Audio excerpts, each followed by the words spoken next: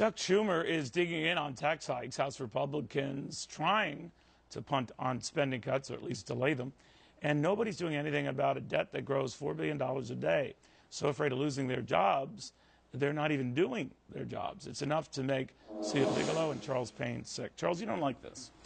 No, absolutely not. And I think this debt ceiling punt was the latest example on this. You know, first of all, everyone stokes the flames of fear. You know, the president says if we don't do this, the markets are going to implode, and Congress puts its tail between its legs. I got to tell you, I haven't heard anything from S&P, Moody's, or anyone that says we want the debt ceiling to go higher. That's not what they've been saying. If you go back to all the things they said, it was all about getting our spending under control, not letting it run rampant. We get $277 billion a month. Like everybody watching this show who cut back in the last 5 years, our government's got to learn how to do the same thing.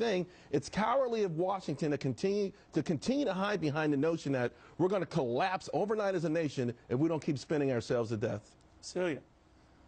I agree. I mean, congressmen have basically sent a message that today is not the day we're going to stop spending our children's and grandchildren's money. And Charles is exactly right. The reason why our credit got downgraded is because of our out-of-control spending and our out-of-control debt. The fiscal cliff deal even that we just witnessed, and it's expected to add $4 trillion to our deficit over the next 10 years. So, I mean, Congress is not serious about reining in spending, and that's exactly what we need to do. But they're not doing it, Charles.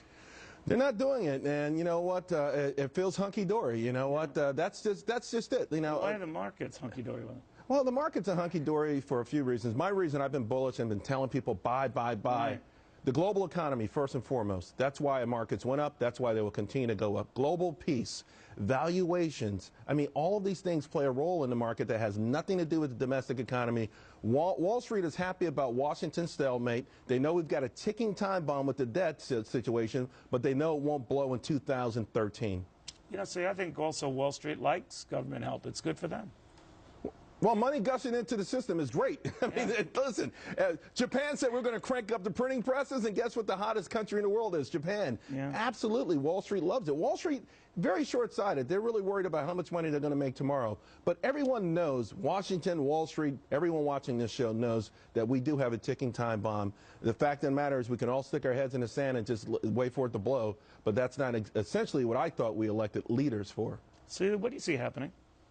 Well, I wanted to make the point that the GAO, President Obama's personal government auditor, has released a report saying that if we don't run a surplus of 1% of GDP now, starting right now, in the next, over the next decade, we're going to be running the same GDP to debt ratio that we have now if we don't start running a surplus of 1%. That's the only way we're going to see the same debt to GDP ratio we have now. So when the president's personal auditor of the government is saying that we have a spending problem, I think we do. I don't like it when they try to excuse it, Charles, and say as a percentage of GDP, it's really not that bad. Or when they say, well, you know, we've had it before after World War II. That was different, you know what? And we didn't have competition. We didn't have China nipping at our heels, or Russia, or Brazil. Also, they say, well, look at Japan. Yeah, look at Japan. They've had 2 decades of lost productivity. It's a country that's going down a drain. I'm glad they elected the guy they did for their sake, but here's also the difference. In Japan, the citizens and the companies, they own 90% of the debt. It's not China that owns all the debt of Japan, or the Fed printing up fake money every day. So it's a difference. It's the people that actually believe in what they're doing and they put their money where their mouths are, they're not going to ask for their money back overnight. But even with that being the case, we still see how detrimental it's been to Japan, because 20 years ago we thought they were going to rule the world. Celia, what's going to happen with all these tax hikes? Because apparently more to come.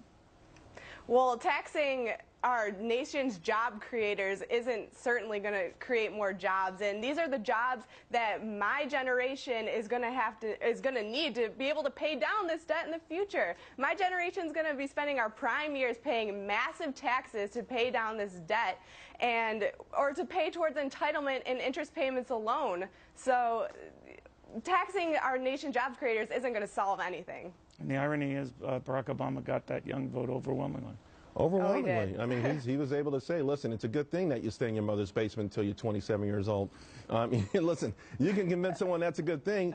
Ask him at 27 when they're out there for the first time hitting the bricks like, any job experience? No. Well, what experience do you have? Well, I was in the basement for a while. I can. Mother. Right. I mean, listen, we're becoming a welfare society. They're calling out our natural instincts and the natural DNA of this country, the greatness of it. And it sounds great and it sells well to young people. Ultimately, though, it's not a gift, it's a curse. Wow. All right, Charles, thank you very much. Celia, thank you.